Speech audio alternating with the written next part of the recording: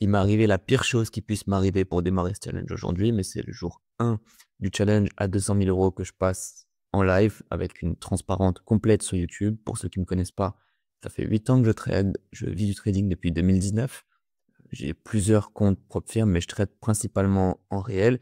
Et quand j'avais passé ce compte-là, vous pouvez, c'est une capture d'écran, mais vous pouvez checker avec le QR code. C'est un compte à 200K.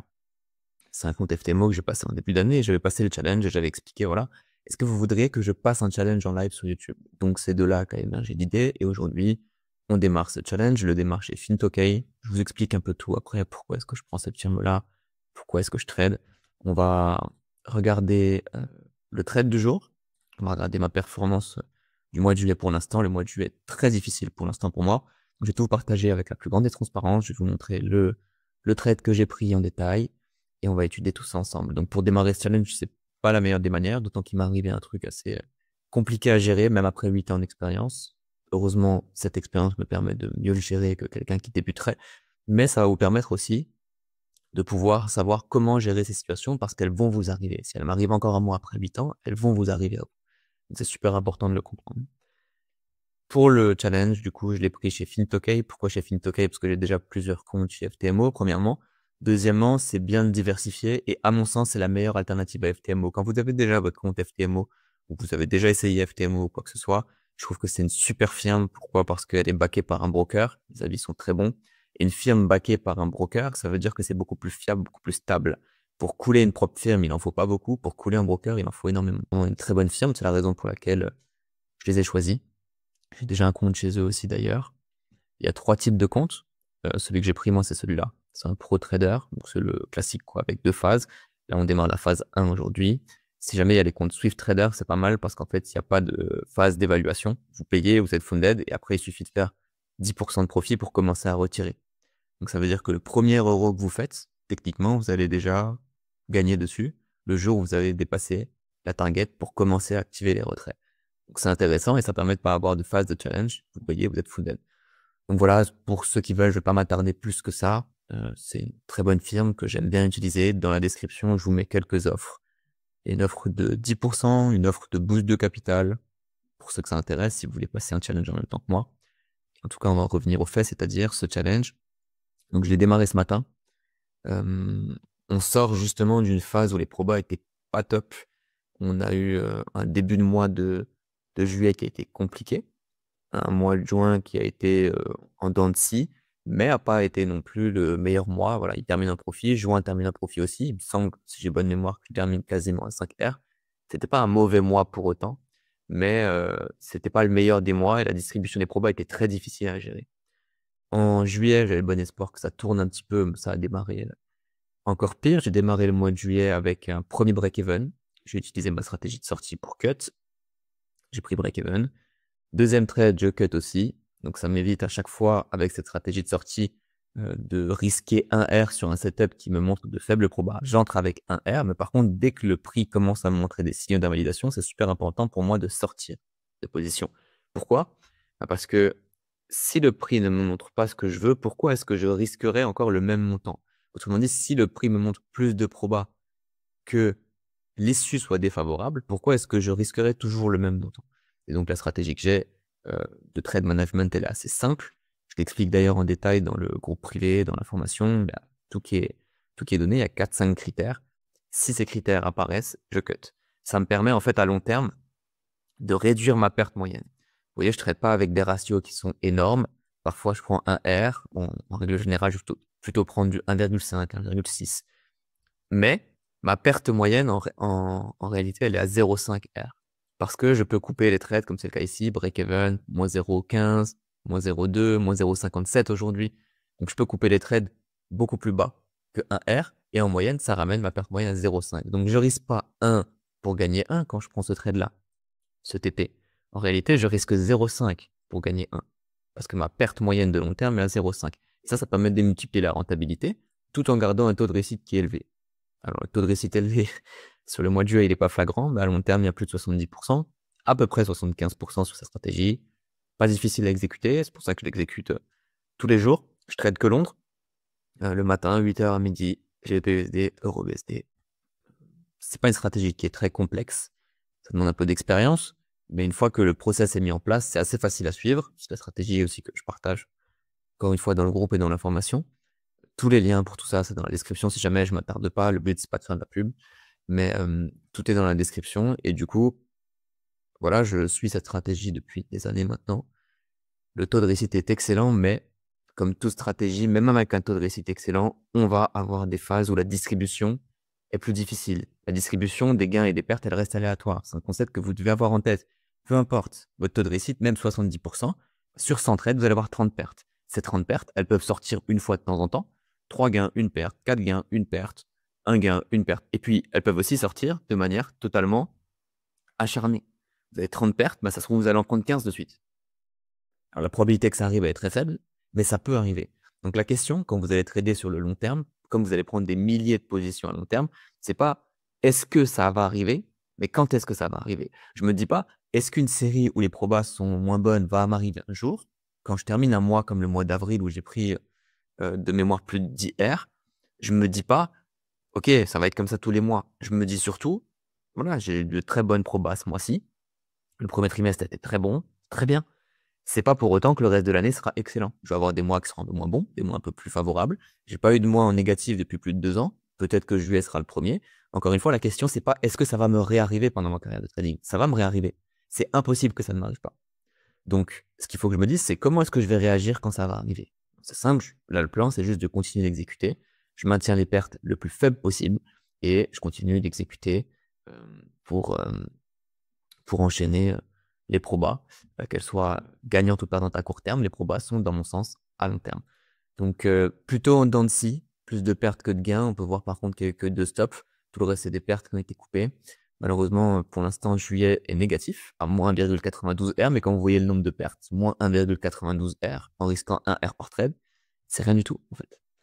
Ce qui est un peu frustrant, c'est que pendant ce mois de juillet, en fait, il y a eu beaucoup de trades qui sont partis soit en dehors de mes horaires de trading, ce qui est plutôt rare normalement, mais là, ça a été le cas. Donc, du volume qui dispatche beaucoup à New York, notamment à cause de Trump. Euh, du volume qui arrive pré-Londres aussi. Par exemple, c'est le cas de ce qui s'est passé ce matin, donc on va aller observer tout ça.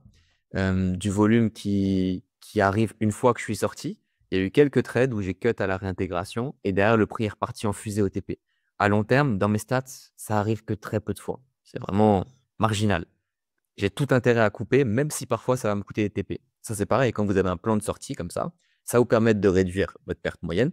Mais forcément, il y a une fois, deux fois, trois fois sur 50, 100 trades où vous allez louper un TP. Soit vous réagissez émotionnellement et là, vous détruisez votre avantage, soit vous vous dites oui, mais c'est normal, je peux pas avoir le beurre et l'argent du beurre. Ça me permet de démultiplier ma rentabilité, mais il faut que je laisse parfois de temps en temps un ou deux TP qui vont arriver alors que j'ai coupé. C'est normal. Ça fait partie du plan. Et c'est arrivé. Donc en fait, vous cumulez les mauvaises probas, les setups qui arrivent quand c'est pas dans mes horaires, les setups qui finissent au TP alors que j'ai coupé. Je sais que ce plan de sortie est favorable à long terme, mais j'ai coupé, ça part au TP ensuite.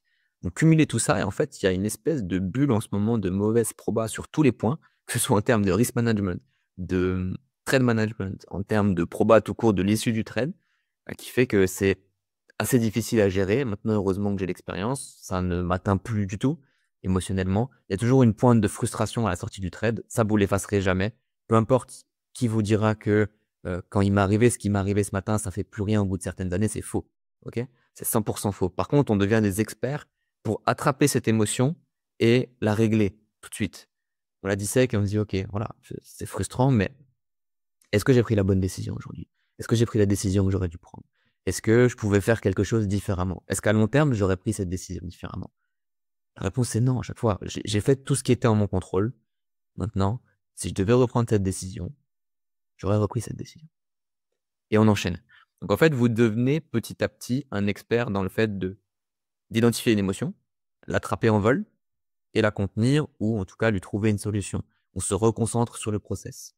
Toujours, quand vous ressentez une émotion, l'isoler, trouver le déclencheur de cette émotion. Moi, le déclencheur de petite frustration qu'il y avait ce matin, bah, c'est forcément cette série qui est un peu plus difficile.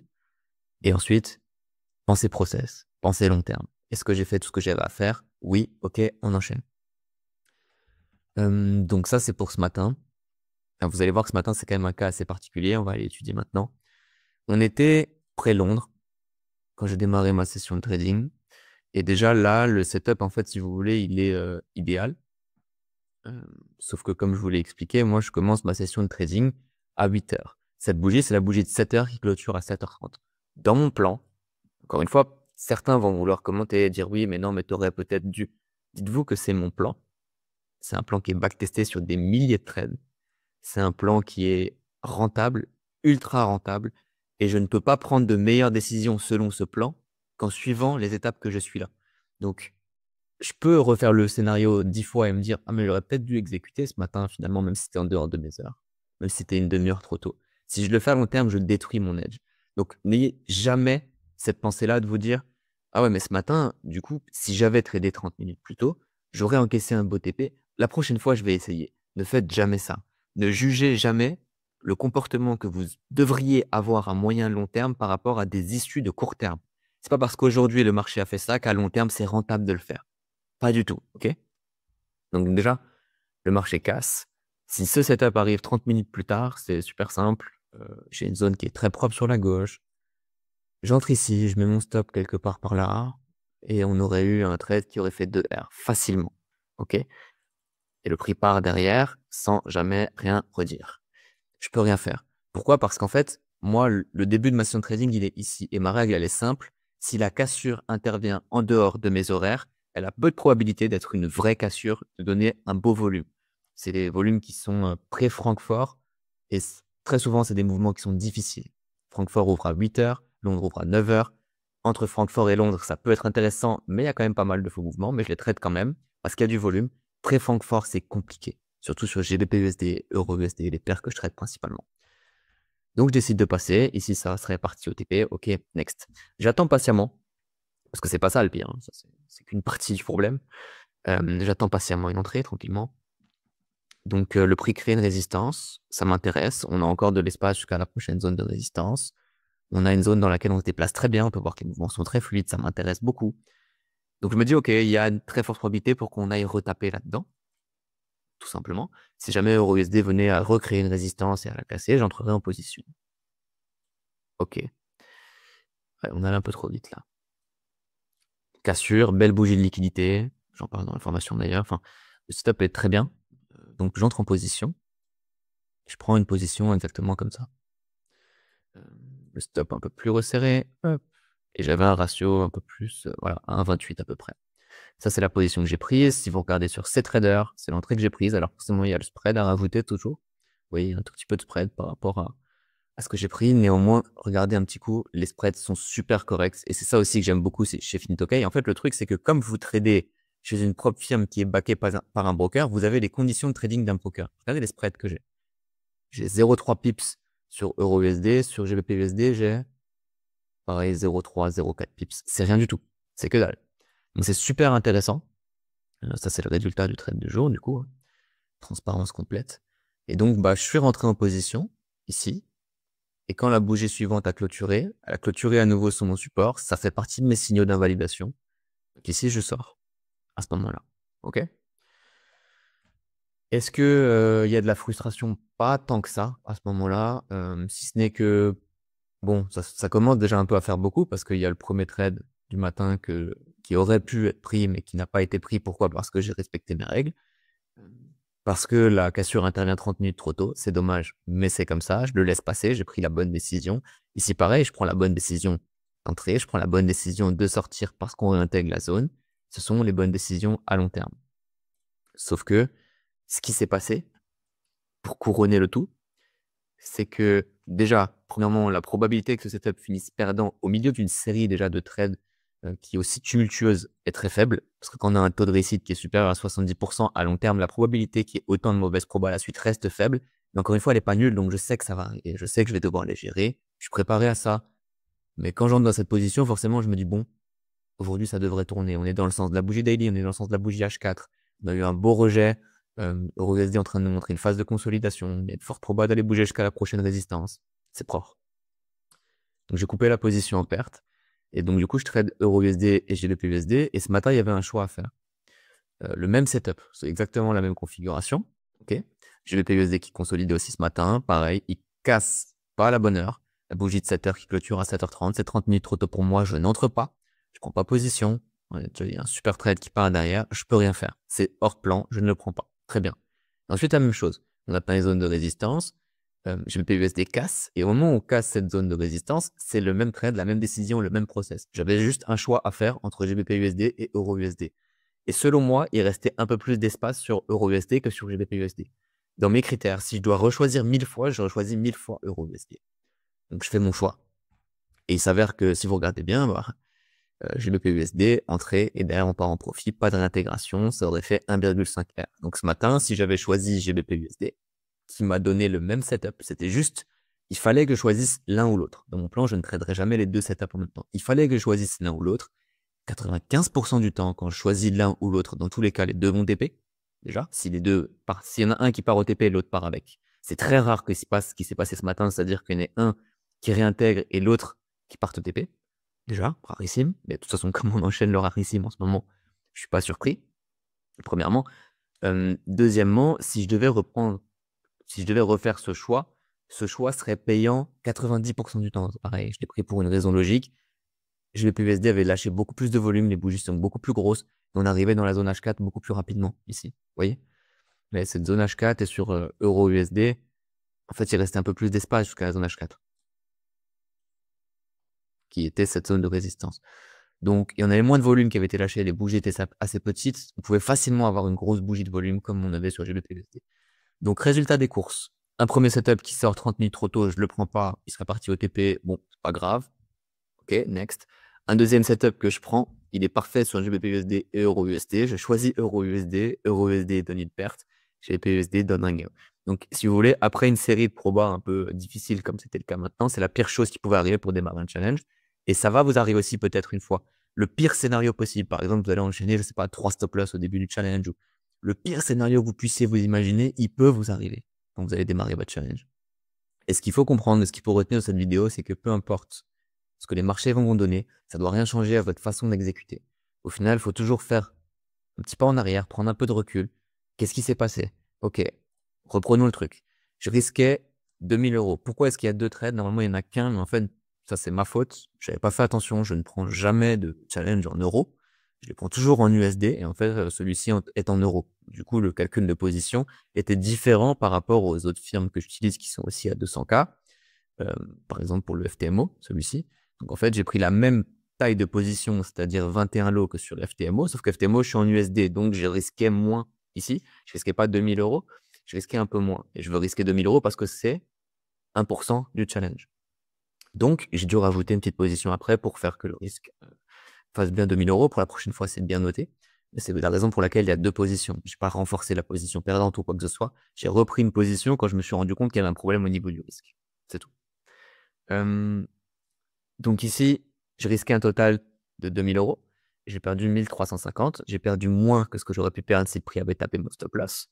Donc là, la réflexion, ça peut être aussi, bah oui, mais en fait, le prix a jamais allé taper mon stop loss pour l'instant. C'est pas la réflexion qu'il faut avoir. Parce qu'en fait, là, vous restez impliqué dans ce trade-là. Même, regardez si j'étais resté impliqué. Qu'est-ce qui se passe? Le prix range, il se passe rien du tout. On n'aurait pas tapé le TP là-dessus parce que mon TP était plus haut. Il se passe rien du tout. Il y a rien d'intéressant.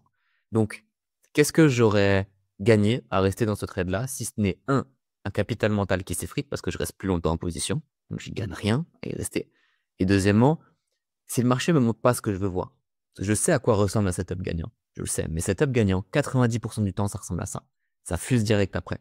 Donc déjà, quand on commence à consolider comme ça, qu'on réintègre, etc., les probas sont plus dans mon sens. Ça augmente largement les probas qu'on se trouve dans un setup perdant. Pourquoi est-ce que j'y resterai? Après, il y a deux écoles. Soit vous réduisez une partie du risque, vous coupez seulement partiellement, soit vous coupez tout votre risque. Et dans tous les cas, là, je serais embourbé depuis maintenant 1 heure et demie en plus, dans un trade qui ne montre rien de plus, pas de volume haussier, difficile. Et si je gardais cette position, ce serait que de l'ego, que des émotions. J'aurais pas envie de clôturer le trade, tout simplement parce que euh, j'ai pas envie de m'avouer que ce trade peut être perdant. Comme j'ai enchaîné des mauvaises probas, comme j'ai USD à l'OTP, je voudrais potentiellement garder ce trade pour qu'il pousse, pour ne pas avoir ce sentiment amer-là. La meilleure chose à faire, quand vous sentez qu'il y a des petites émotions comme ça qui peuvent interférer, ou vous commencez à dévier un petit peu et prendre une décision qui pourrait être tirée par la frustration ou quelconque autre émotion, c'est de tout couper le plus vite possible. Rentrez le trade dans le journal, fermez votre plateforme de trading, faire une petite introspection, essayer d'isoler l'émotion, comprendre ce qui l'a déclenché et enchaîner. Vous ne pourrez pas faire mieux, ok? C'est impossible. Donc ce matin, c'est ce que j'ai fait. Bon, la petite frustration, entre guillemets, là, ça a duré 2 minutes, c'était énorme. Et ça, c'est aussi grâce aux 8 ans d'expérience. Vous, ça durera bien plus longtemps. Et le pire dans tout ça, imaginons maintenant que ici, je fasse l'erreur de rester. Le truc, c'est que vous vous rendez pas compte de ce que vous pouvez potentiellement faire. Et parfois, vous sous-estimez ce que vous êtes capable de faire pour aggraver une position. Par exemple, ici, vous avez tellement de frustration parce que GBP-USD, pardon, lui, est parti au TP, que ce que vous pourriez faire, c'est potentiellement commencer à éloigner le stop loss. Ah bah là, vous allez risquer plus, finalement. Et puis, vous allez peut-être renforcer votre position perdante. En fait, vous vous en rendez pas compte quand vous avez clôturé le trend et vous vous évitez beaucoup, beaucoup, beaucoup de dérives que vous ne pourriez même pas vous imaginer maintenant. Comment est-ce que vous pensez qu'on crame un compte? On crame pas un compte en prenant 10 trades de suite perdants. Ça arrive quasiment jamais. Ça arrive à personne de prendre autant de pertes, ok? On crame pas un compte en prenant 10, 20, 30 pertes de suite. On crame un compte en over-risquant. On crame un compte en over-tradant. On crame un compte, une propre firme potentiellement, en brisant des règles. Des règles de la firme ou ses propres règles. Mais on crame pas un compte en suivant un plan qui est backtesté sur le long terme. On crame pas. Le pire qui puisse vous arriver ici, en suivant votre plan, bah, c'est parfois avoir des jours comme ça qui sont défavorables. Mais rappelez-vous d'un truc. Quand vous êtes en backtest et que vous testez votre process, qu'est-ce qui se passe? En backtest, quand vous testez votre process, ça va arriver, ok? Ça va vous donner aucune émotion. Vous allez enchaîner, continuer de passer les bougies, encore, jusqu'à la prochaine opportunité. Prochaine opportunité, vous exécutez et vous continuez. La différence entre le backtest et le réel, c'est le temps d'attente entre deux positions. En réel, vous devez accepter ce trou que va laisser une perte que vous pensez potentiellement injustifiée. Parce que ce matin, je pourrais avoir ce sentiment d'injustice. GBP-USD est bien parti. C'est le même setup sur EURUSD et il part pas. Alors qu'à long terme, je prends la bonne décision. Je pourrais avoir ce sentiment d'injustice-là. Pour autant, bah, ça me mène à rien. Vous voyez? Ça ne mène à rien. Et la meilleure décision que je puisse prendre, c'est de ne pas aggraver la situation. Aussi injuste que je pense que ça puisse être, il faut enchaîner, respecter le process et continuer d'exécuter. Ok? Donc c'est super important de garder les pieds sur terre, aussi injuste que ça puisse paraître aussi, tout ce que vous voulez. Vous ne devez pas aggraver votre cas. Vous devez respecter votre plan, sortir, enchaîner. Je voulais dire autre chose, mais je les zappe. Dans tous les cas, vous avez compris l'idée et vous avez compris le résultat du jour. Le challenge démarre en drawdown. Vous avez deux choix quand c'est comme ça. Soit vous overtradez, vous over-risquez, soit vous attendez. On call it a day, comme on dit, et c'est réglé.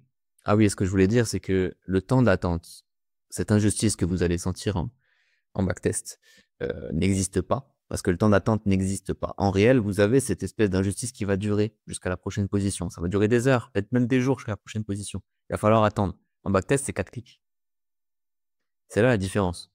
Vous n'avez pas le temps d'être frustré. Vous n'avez pas le temps d'avoir ce truc qui bouillonne en vous, que vous allez cultiver parce que vous allez continuer de vous énerver, de vous exciter, de vous dire, ouais, mais j'aurais pas dû prendre ce trade perdant. Pourquoi est-ce que je n'ai pas pris GBP-USD? Je me déteste, j'aurais dû prendre GBP-USD. Et vous allez ruminer. Peu importe votre façon de ruminer, vous allez avoir une façon qui vous est propre, chacun là. Et vous allez aggraver la chose dans votre tête. Ce matin, ce qui s'est passé, au final, c'est rien de plus qu'un trade qui n'est pas allé en ma faveur. Peu importe ce que GBP-USD a fait, peu importe, ok. Il y a des membres de la formation d'ailleurs qui ont pris GBP-USD ce matin.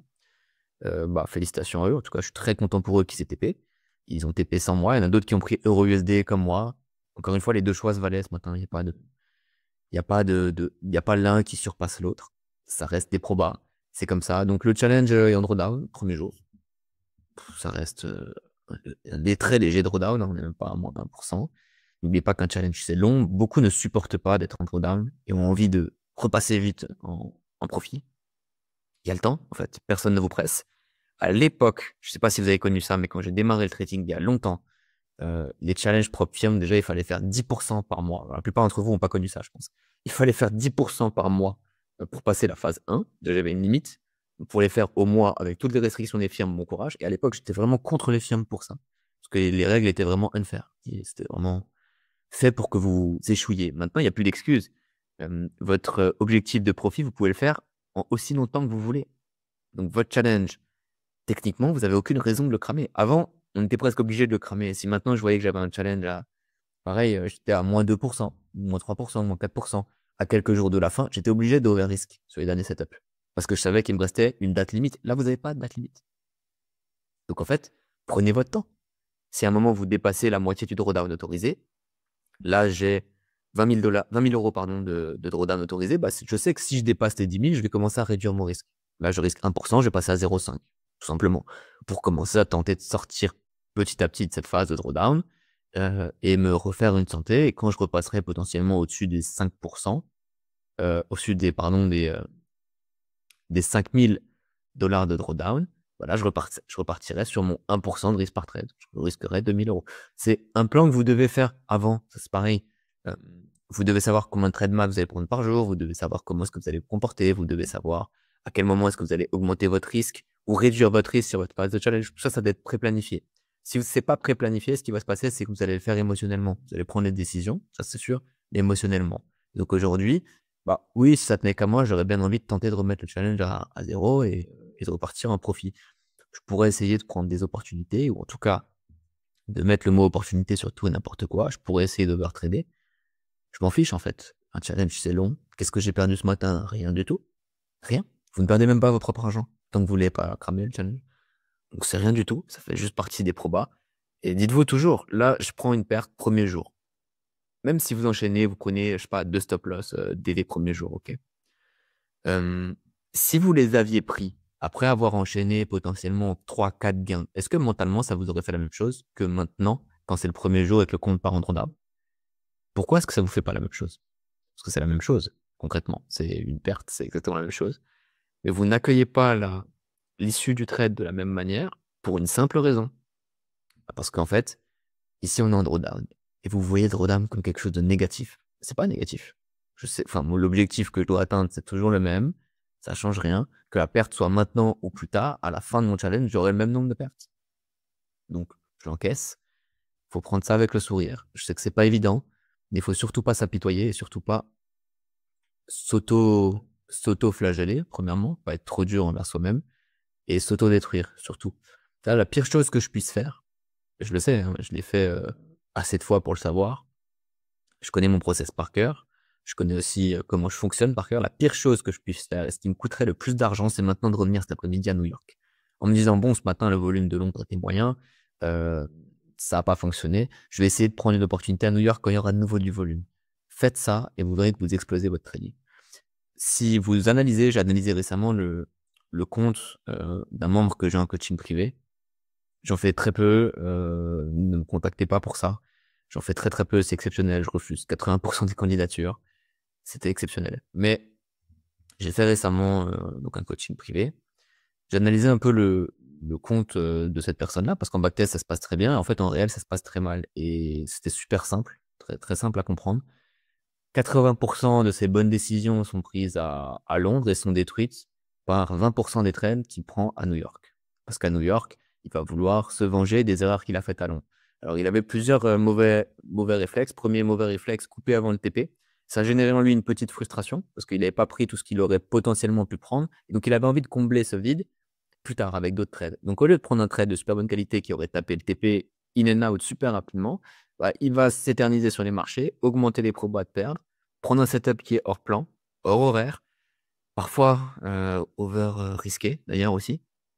Tout ça pour combler le manque initial qui ne tient qu'à une chose, laisser courir le gain jusqu'au TP. Donc on a disséqué tout ça, on a identifié ça, donc maintenant il sait qu'il n'a plus qu'à laisser courir ses gains jusqu'au TP et ne jamais revenir trader à nous. C'est tout. D'ailleurs, s'il se reconnaît, bonjour à lui. Et donc du coup, pas besoin de faire très compliqué. On réduit un trading chaotique en une solution très simple qui est en 2 étapes. Laisser courir les gains jusqu'au TP et ne pas trade à New York. C'est des petits détails comme ça qui peuvent tout saboter. Vous pouvez prendre 80% du temps les bonnes décisions et c'est 20% restants qui peuvent tout exploser. Pour ça, il faut étudier vos stats, votre historique de trading, potentiellement vous faire accompagner, peu importe. Encore une fois, les accompagnements personnalisés, j'en fais très peu. Pour ceux qui veulent rejoindre tout ce qui est formation, groupe privé, je partage toute ma stratégie, mes trades, mes décisions. Je voulais pas montrer là, mais c'était pas le but. Tous les liens sont dans la description. Ce que je vous recommande par contre vivement, c'est de me suivre sur Instagram, parce que c'est là-bas que je suis le plus actif. Ça fait 5 ans que je partage des contenus éducatifs tous les jours. Il n'y a pas de lifestyle, il n'y a pas ma tête, il n'y a pas ma vie, il n'y a pas mes vacances, il n'y a pas mon argent, il n'y a que dalle. Il y a juste des contenus éducatifs tous les jours. tous les jours, tous les jours, tous les jours. En story, je partage mes trades de manière transparente. Je partage des contenus éducatifs sur la psychologie, la gestion des risques, l'analyse technique, l'analyse fondamentale. Il y a un peu de tout, plus de 2000 posts. Je continue d'en poster tout le temps de toute façon, mais s'il y a bien un endroit où il faut que vous me suiviez, c'est là-bas. Sur YouTube aussi, évidemment. Surtout pour la suite du challenge. C'était le premier jour. Je vais continuer de vous partager ça pour les jours à venir. Je partagerai pas forcément tous les jours. Par exemple, si demain et après-demain je trade pas, je ferai une vidéo peut-être après-demain pour vous faire un récap des 2 derniers jours. Mais je partagerai en tout cas chaque étape du challenge dès qu'il y a un trade qui est pris, qu'il soit gagnant ou perdant. Et si jamais il y a une série de 2-3 jours sans trader parce qu'il n'y a pas d'opportunité ou que les conditions sont pas bonnes, je ferai un bilan au bout d'un jour ou deux pour dire voilà, hier j'ai pas tradé, voilà les conditions, pourquoi est-ce que j'ai pas tradé, comment est-ce que j'ai géré la chose, etc. Je vais tout partager du début à la fin, que je réussisse ou que je le loupe. Et beaucoup pensent que quand on a 8 ans d'expérience, plusieurs challenges prof vient me passer, en trade en compte propre, continue trading, qu'on passe tous les challenges, c'est faux, ok? Oubliez. Je reste pas une machine. Il peut y avoir des séries de probas qui sont moins bonnes, il peut y avoir des fois où ça ne fonctionne pas. La réalité, c'est qu'on va passer quand même 95% des challenges qu'on va initier. Simplement, ça peut prendre beaucoup de temps, mais à moins que j'ai une très très mauvaise série proba, ce qui peut arriver, encore une fois, c'est quasiment impossible que je loupe un challenge. Pourquoi? Parce que je vais réduire le risque potentiellement quand je vais commencer à arriver en bas. Donc, il peut me prendre une plombe. Il y a un moment, je peux potentiellement stagner proche des 180 000, donc proche du breach, du challenge qui est échoué. Mais je vais réduire le risque tellement petit que je vais toujours laisser une chance. Même si à la fin, il reste 700 € de risque, je vais commencer à risquer 200 € pour me laisser encore 3 possibilités. Pourquoi? Parce que je sais que je perds un trade sur 3. Donc, tout ça, c'est planifié, calculé, même ce qui a très peu de probas d'arriver. Et c'est comme ça, avec un trading structuré, de la routine pré-trade, l'entrée, la sortie, le trade management, chaque micro-décision que vous allez prendre avant, pendant, après votre trade. Une fois que tout ça c'est structuré, c'est là que c'est beaucoup plus simple et c'est là que les choses commencent à se dénouer. Donc l'objectif, c'est pendant toute cette série de vous partager un max de tips sur comment réussir un challenge, comment est-ce qu'on peut gérer ces différentes émotions. On va avoir plein de cas de figure à gérer. Aujourd'hui, c'était un cas intéressant par rapport à cette frustration. C'est littéralement le pire truc qui pouvait m'arriver pour le premier jour. Donc c'est bien, comme ça vous l'avez direct. Ça fait une bonne leçon. Et puis j'espère que ça vous aura plu. Si vous voulez que je continue, laissez absolument un like, abonnez-vous et dites-le moi en commentaire. Parce que forcément, si ça vous plaît moyennement, je vais pas me farcir toute la série. Ça me prend beaucoup de temps. C'est totalement gratuit. Donc dites-moi juste si ça vous plaît, si l'idée vous plaît. Laissez un commentaire. Et si c'est le cas, on enchaîne avec la prochaine journée de trading où je vous ferai pareil. Une nouvelle vidéo avec tout le retour sur la journée de trading.